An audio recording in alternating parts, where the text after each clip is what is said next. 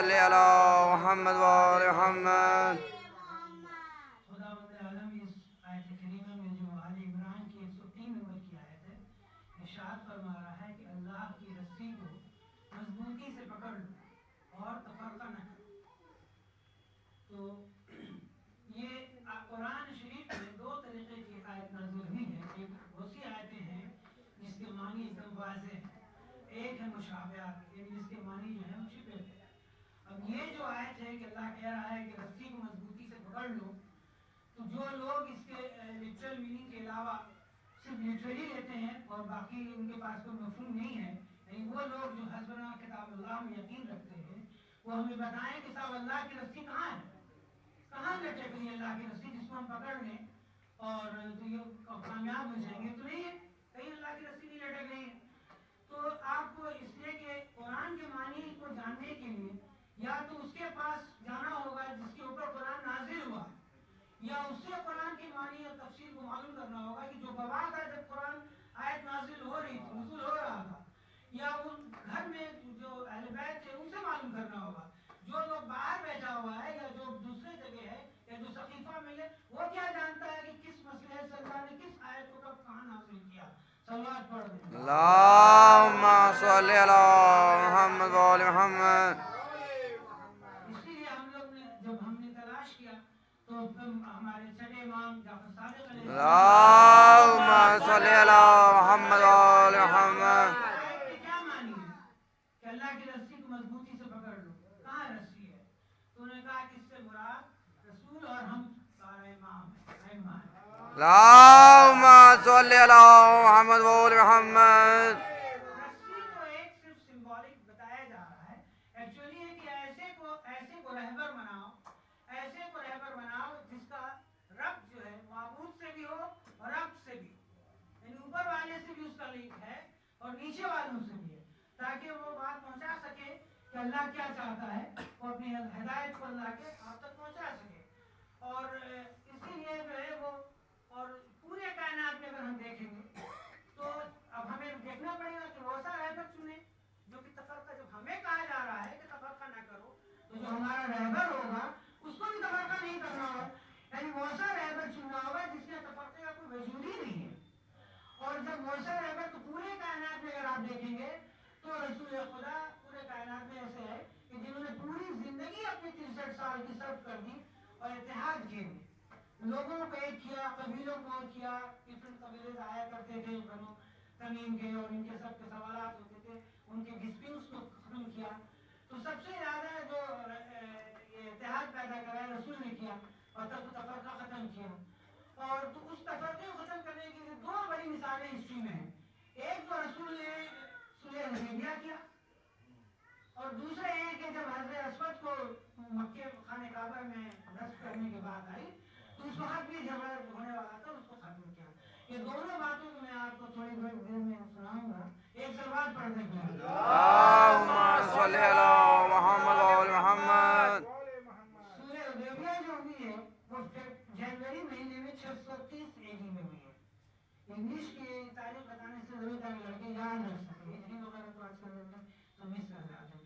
630 AD میں جنوری میں صلح حدیبیہ ہوئی. اب یہ ہوا کیا، جب مکے میں بہت قریش والے کر رہے تھے تو رسول نے 1400 آدمی لے کے گئے مکے کی طرف، اور جب مکے کے باہر پہنچے تو قریش والوں نے منع کر دیا کہ نہیں آ سکتے، الاؤڈ نہیں ہے، مکے میں آپ نہیں داخل ہو سکتے. تو رسول نے کہا کہ بھائی ہمیں تو عمرہ کرنا ہے 3 دن کے لیے، اور رسول جو بھی کام کرتے ہیں صرف امن کے لیے. تو اس کے بعد رسول نے اپنا چاہ کے نمائندہ بھیجے تاکہ نیگوسیشن ہو سکے اس. تو دیکھیے اللہ کہہ رہا قرآن میں کہ جب اللہ اور اس کا رسول کسی کو بلائے تو وہ فوراً حاضر ہو جائے. یہ قرآن کی آیت ہے، نمبر نہیں آ رہے. اور جو وہاں ہوا وہ جو کیا جس نے بھی، یعنی دوسرے جو تھے راضی اللہ عنہ، ان کو رسول نے بلا کے آرڈر کیا کہ تم فوراً مکے میں داخل ہو جاؤ اور قریش والوں سے جا کے اس کو بلا کے لاؤ تاکہ بات کی جا سکے اور اندر جایا جائے. انہوں نے صاف انکار کر دیا. اللہ کہہ رہا ہے کہ جب رسول بلائے تو فوراً آ جاؤ، اس کے لیے اس کے حکم کو ترنت مانو، کوئی ڈیلے نہیں ہونا چاہیے. یہ ٹھیک قرآن کے خلاف نیت کر رہے ہیں. تو ایسے کو ہم جو ایسا کرے اس کو ہمیں رہبر नहीं गए और कहा कि नहीं हम नहीं जाएंगे। उसके उन्होंने उस्मान को कहा कि हुजूर ऐसा है कि इसमें हमने एक स्ट्रेटेजी बनाई कि अपने बच्चे में क्यों नहीं जाओगे, तो इसलिए नहीं जाएंगे क्योंकि वहाँ मेरा खदशा है मार दिए जाएंगे। वहाँ से खौफ इतना था, जान के खौफ से नहीं गए वो। उन्होंने प्रपोज किया रसूल को कि आप जो है तो उस्मान को भेज दीजिए, जिससे कि इनके कुछ जानने वाले हैं वो। वहाँ गए, उधर से जो है वो कुरैश वालों ने अपना नुमाइंदा भेजा और पूरी एग्रीमेंट उस वक्त की गई है, रिटन एग्रीमेंट हुई है और उसको रसूल ने कहते चले गए और मौला कायनात पूरा एग्रीमेंट लिखते चले गए जो दोनों के बीच में हुआ है। सलवात पढ़ اللهم صل على محمد وآل محمद. जो एग्रीमेंट का मुआहदा हुआ है उसमें बहुत सारी बातें हुई हैं, लेकिन ये जो दो शर्त उसमें बहुत इंपॉर्टेंट रखी उन लोगों ने। एक ये कि जब उनका आदमी कुरैश वाले का पकड़ा जाएगा तो जब इस तरफ आएगा, रसूल की तरफ जो आएगा, अगर रसूल वाले ने पकड़ लिया उसको फौरन छोड़ देना पड़ेगा। रसूल ने उसके लिए एग्री हो गए। और जब रसूल का कोई मुसलमान मक्के में दाखिल हो जाएगा तो वो उसको पकड़ के रख लेगा। अब इस बात पे 2 नंबर को बहुत शक हुआ। अगर रसूल ने तो सरेंडर ही कर दिया, ये तो वन वे एग्रीमेंट कर रहे हैं रसूल। बताइए जो रसूल की जिंदगी में रसूल को अपोज कर रहा है वो कैसा होगा, क्या उसकी औकात क्या होगी। तो वो उसके उन्होंने बहुत शक हुआ और बड़े वाले को जाकर उन्होंने बताया कि भाई क्या हम नहीं है रसूल के साथ, नहीं क्या रसूल खुदा नहीं है। ये सब बहुत सारी बातें हुई और उसके बाद उन्होंने कहा कि जैसा शक हमें आज हुआ है और उससे पहले कभी नहीं हुआ था रसूल का। اللهم صل على محمد وآل محمد. जैसे मैंने कहा था, इसके बाद दूसरा जो मौका है कि जब तफरका नहीं होने दिया रसूल ने, वो तब है कि जब हज़रत अस्वद को वक्त आया कि बाढ़ आ गई थी मक्के में और बाढ़ आने से खाने खुदा की जो काबे की जो दीवार है वो गिर गई थी। उसकी वजह से हज़रत अस्वद निकल घट गया उसमें। ऐसे कई एक बार हुआ है जब हज़रत अस्वद जब आया है, उसकी हिस्ट्री देखेंगे, जनाब इब्राहिम को ऑर्डर हुआ और उसके बाद बहुत बार हुआ। यानी जब 63 में जब यजीद मलून ने हमला किया था खाने काबा पर करवाया था, उस वक्त भी हज़रत अस्वद उसमें से तोड़ उसकी दीवार जो गिरी थी तो टूट गया था। और हज़रत अस्वद के बारे में इतना बता दें लोगों के लिए कि हज़रत अस्वद 12 इंच डायमीटर का है और जब हज़रत अस्वद लाया गया था, जन्नत से आया था, तो एकदम ही ऑफ वाइट था, हल्का वाइट पैटिश था। लेकिन ये के बाद में वो आहिस्ता आहिस्ता टच करने से कुछ किताबें में भी है कि लोगों के गुनाहों से वो, क्योंकि हज़रत अस्वद सिर्फ पत्थर नहीं है बल्कि वो एक फरिश्ता है और वो नॉर्थ ईस्ट वॉल में है खाने काबा के लगा हुआ। तो उसने गिरा दिया, तो बाद में अब्दुल्ला इब्न जुबैर ने उसको लगवाया और इसी तरह से होते होते हिस्ट्री नहीं। तो रसूल के टाइम में जब ये हुआ है कि बाढ़ आई और गिर गया, तो रसूल ने कहा कि ठीक है लगेगा। तो जितने कबीले वाले थे सब एकदम आमादा हो गए जंग के लिए, क्योंकि हम लगाएंगे। तो रसूल ने यह तरीका बताया कि देखो जो कल पहले आएगा ज़ाहिर के लिए वही जो कहेगा वो होगा। तो रसूल ही आए, तो रसूल से उसका दुआ के साथ ठीक है, रसूल जो कहते हैं कि मान लिया जाएगा। तो रसूल ने कहा चादर बिछाओ और जितना कोना है सब अपने अपने कबीले वाले लीडर्स को कहा कि तुम लोग पकड़ो, ताकि सब एक यूनाइट होकर के उसको ले जाके रसूल ने अपने हाथ से लगाया। सलवात पढ़ो। اللهم صل على محمد وآل محمد. रसूल ने ही बताया, मौला अली के बारे में फरमाया है कि मेरा गोश्त अली का गोश्त, मेरा जो अली का दुश्मन वो मेरा दुश्मन। तो मौला कायनात के बारे में दुसरत बताना है, जहाँ से अस्वद की बात हो रही है कि ये जो 2 नंबर थे एक बार आके अपने अस्वद को चूम रहे थे और कहते जा रहे थे कि भाई हम तो तुमको चूमते नहीं, चूंकि हमने रसूल खुदा को देखा है बोसा लेते हुए, इसलिए हम ले रहे हैं क्योंकि तुम पत्थर हो, ना तो फायदा पहुंचा सकते हो ना घाटा पहुंचा सकते हो। तो मौला कायनात हमारे जो हर मसले में मुश्किल कुशा सकते हैं, उन्होंने फौरन पीछे से टोका कर ये ना करो, ये फायदा भी पहुंचा सकता है, फायदा भी पहुंचाता है और घाटा भी है। बोला ये कैसे? कहा कि देखो जब आलम अरवाह में जो अल्लाह सबसे इम्तिहान ले रहा था और पूछ रहा था, तो यही गवाही इसी की गवाही है। इसके समझिए एक तरीके के हज़रत अस्वद में अगर अपनी ज़बान में गए तो पूरा एक डाटा बेस है और उसमें जितनी भी हुए से जो सवालात किए गए और ख़ास तौर से मौला के विलायत के सिलसिले से, जिसने कहा कि हाँ अपने अली को मौला माना उस दिन जब रूह के इसमें है, तो उसको लिखा गया और वो इसके पास है اور جب وہی انسان اگر یہاں آیا اور اس نے مان لیا بدل گیا تو اس کو گھاٹا ہو جائے گا. اور اس لیے کہ حشر کے میدان میں بھی یہی ڈاٹا بیس کھولا جائے گا اور یہی آپ کو گواہی دے گا کہ بھائی یہ صحیح اس میں مولا علی کا ماننے والا تھا یا نہیں تھا. تو فائدہ بھی اس سے ہے اور گھاٹا بھی اس میں سے ہے. سلوات پڑھ دیں. اللهم صل على محمد وآل محمد. اور مولا کائنات ذکر آ گیا تو ان کا ایک واقعہ بتاتے ہیں کہ کوفے کے مسجد میں تھے مولا اور آیا کرتے تھے لوگ جو سوالات خلیفہ نہیں سالو کر سکتا تھا نہیں پورا کر پاتا تھا وہ ہوتا تھا مولا کے پاس آ جاتا تھا کیس. تو لوگوں نے کہا کہ حضور ایسا ہے کہ رمضان کا مہینہ ہے اور 4 آدمی جو ہیں وہ دیکھے گئے ہیں کہ رمضان میں جو ہے وہ کھانا کھا رہے دن کے ٹائم اللہ بلا کے لائے گئے. جب لائے گئے تو اس سے پوچھا مولا نے کہ تم رمضان کا مہینہ جانتے ہو؟ کہاں جانتے. کہا کہ اس میں کھانا کھا رہے تو کہاں کھا رہے تھے. تو اس نے مجھ سے پوچھا کہ صاحب جیسے آج کے لڑکے سے وہ ماننے کے لیے تیار نہیں ہے ترجمہ نہیں کر رہا ہے. انہوں نے کہا کہ ہم کھا رہے تھے. کہا کہ تم معلوم ہوتا ہے کہ یہودی ہو. کہا نہیں مولا تو علم سب ہے لیکن اس سے پوچھوا لے رہے. کہا یہودی ہو. کہا نہیں میں یہودی نہیں ہوں. کہا معلوم ہوتا ہے تم نصارا ہو کرسچن ہو. کہا وہ بھی نہیں. تو کہا کہ لگتا ہے کہ تم سفر میں ہو اس سے کھا رہے. کہا نہیں ہم سفر میں نہیں ہم تو کوفے کے رہنے والے ہیں. تو کہا اچھا کوفے کے رہنے والے ہو. تو کہا کہ پھر ایسا لگتا ہے کہ تم کو کچھ ایسی بیماری ہے کہ جس کی وجہ سے تم جانتے ہو اس لیے تم اپنا کھا رہے ہو. ظاہر ہو کہ بیماری ہے. کہا نہیں ہم کو کوئی بیماری نہیں ہم صحت مند ہیں. کہا کہ تمہارا تو مذہب کیا ہے کیا مانتے ہو؟ کہا مسلمان ہے. اچھا مسلمان ہو. مسلمان کے روزے میں جو ہے تم کھانا کھا رہے ہو. کہاں. کہا کہ اللہ پہ یقین ہے. کہاں اللہ پہ یقین ہے. کہا کہ پھر رسول کو مانتے ہو. کہا نہیں رسول کو نہیں مانتے. کہا کیوں.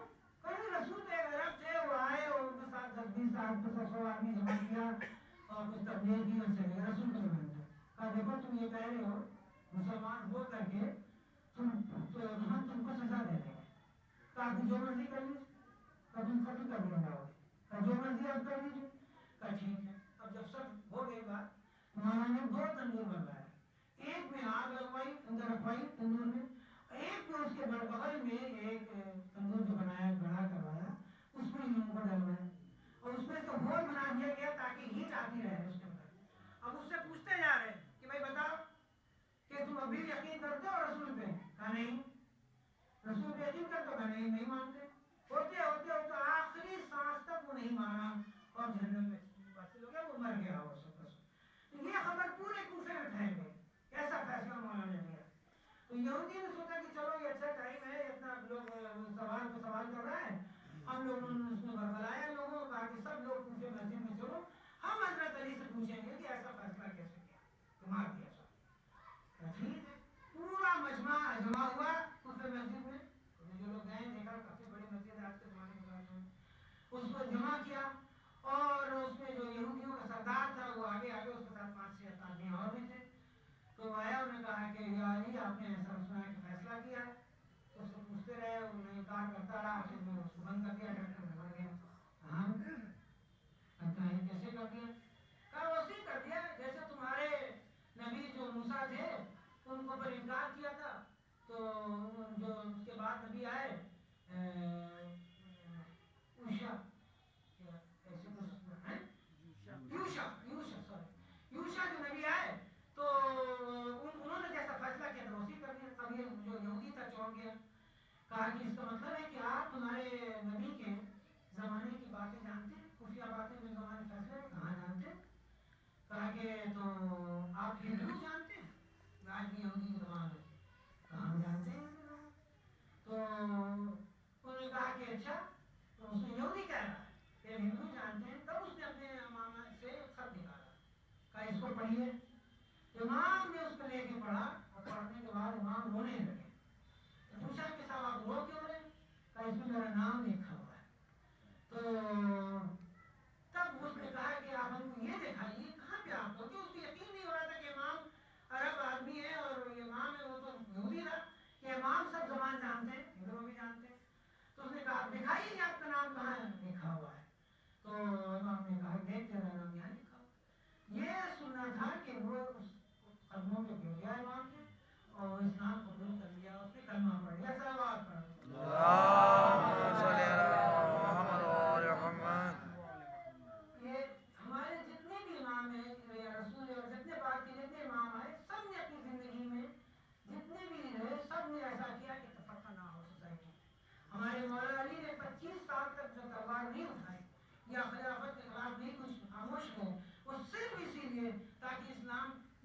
गौर ना हो जाए, अगर वो करते तो उसमें गौर हो जाता। ये सबसे बड़ी ये बात है। आज बहुत सारे सवाल इंटरनेट पे हो रहे हैं कि मैंने किया नहीं, एक्शन लेना चाहिए। फिर एक्शन लेते तो फिर इस्लाम बनो कुरैज़ा और जो मैनेजिंग के जो लोग थे सब एक तरफ हो जाते, खलीफा एक तरफ, बाकायदा से गौर शुरू हो जाते। और यही हर इमाम का तरीका रहा। उन्होंने चाहा कि सोसाइटी बने, लोग एक हों, बल्कि की कोई तफरका ना हो। इमाम हसन को देख लीजिए, इमाम हसन ने भी जो है वो दस्तरखान किया, मुआहदा किया, सब कुछ किया और जंग से अवॉइड किया, जंग को अवॉइड किया। और यही बात हमारे इमाम हुसैन ने भी की कि जब हालात बिगड़ गए और यजीद मलून बैठ गया, हालात बिगड़ गए और वलीद ने बुलाया और चाह के साथ जो है बैत ने इनकार कर दिया इमाम ने कि नहीं, वो जैसा उस जैसे से नहीं कर सकता है। तो क्या किया इमाम ने? वहाँ पे भी हजरत अब्बास को पहले रोक लिया, नहीं चलाना है तलवार। और जब इमाम से पूछा गया कि मदीना काहे छोड़ रहे हैं, इमाम ने कहा कि इमाम मदीना अभी रहने के काबिल नहीं रहा, लेकिन चाहते इमाम तो बहुत सारे लोग थे, जमा हो जाते, फौज हो सकती, लेकिन नहीं, ये नहीं किया, बल्कि अमन के लिए, चैन के लिए, इस्लाम को बका रहने देने के लिए, इस्लाम में टुकड़े टुकड़े ना हो, इमाम अपने को मक्के से तशरीफ ले गए और 4 महीने से कहीं ज़्यादा ही मक्के में रहे। और इसलिए मक्के गए ताकि मालूम था कि मक्के में खाने का है वो अमन की जगह, पीस की जगह है, वहाँ नहीं कुछ होगा, वहाँ तफरका नहीं होगा, वहाँ कोई झंझट नहीं होगा वहाँ। लेकिन जब ये महसूस हुआ कि वो उसकी मेहरबानी हो सकती है, इमाम ने मक्के को छोड़ दिया और कूफे की तरफ कूच किया। और हजरत उस मकाम पे इमाम 14 मंजिलों पे रुके हैं और उस मंजिल पे आके जब इमाम रुके कि जहाँ उनका लश्कर आ गया, तो उस लश्कर में बस एक बात बतानी है कि उस लश्कर में एक आदमी, एक फौजी ऐसा था कि एकदम वो इतना ज्यादा प्यासा था कि मरने का ज़बान निकल आ रही थी। तो इमाम ने सबको, जानवरों तक तो उनके पानी पिलाया। और उस इमाम ने कहा, तो देखा इमाम ने कि जब कहा कि इसको जो है मश्क दे दो ताकि सीधे पी सके उससे, तो वो इतना प्यासा था कि लगा नहीं पा रहा था। तो इमाम, मेरा मजलूम इमाम ने ये किया कि खुद से अपने हाथ से इमाम ने उसको मश्क लगा दिया ताकि वो पानी पी सके और उसकी प्यास बुझ सके। लेकिन हाय हमारा मजलूम इमाम, जब वो करबला पहुंचे तो ऐसी फौजी थे नहीं कि उन्होंने हमारे इमाम के ऊपर पानी बंद कर दिया। कल 7 मुहर्रम आ जाएगी, कल से हमारे इमाम का पानी बंद कर दिया, भूखे हैं, प्यासे हैं। और वही जनाब गुर है जब इमाम के लगाम रख हाथ रख दिया था तो इमाम नहीं कहा था कि हो तेरी में बैठे, लेकिन चूंकि वो नहीं जवाब दिया, जनाब ने नहीं जवाब दिया, वही वजह थी कि अजमत, चूंकि इमाम हुसैन की वालदा की अजमत थी, जनाब उनके कुछ भी थी, वही अजमत उनके दिमाग में रात भर घूमती रही। और वो ये फैसले उन्होंने किया कि बजाय इससे कि हम जो है वो लानती में फैला के बल्कि अंसार हुसैन में शामिल हो गए और वो चले आए इमाम की तरफ। और जब इमाम की तरफ आए, इमाम को मेहमान हुए और उन्होंने कहा भाई जाहिर की जाके जंग करें, तो उनसे पहले उनका बेटा आ जाए। तो इमाम ने कहा कि साहब को इजाज़त दे दी। और जब बेटे ने आवाज़ लगाई है अपने बाबा को कि मदद को आइए, तो इमाम ने जो है कहा नहीं हो, अभी तो बैठ के जवान बेटा है, तू ना जाओ। और रोक लिया इमाम ने उनको। लेकिन हाय जब जनाबी अली अकबर ने पुकारा होगा तो क्या हालात में होंगे। इमाम गए और किस तरह से गए आप जानते हैं, बार बार अली अली कहते जा रहे हैं और ठोकरें लगती जा रही है इमाम को। और उसके बाद इमाम वहाँ पहुँचे जनाबी अली अकबर के पास और हाथ पूछा, बताया कि बाबा ये है और तकलीफ ऐसी नहीं है और निकाली। और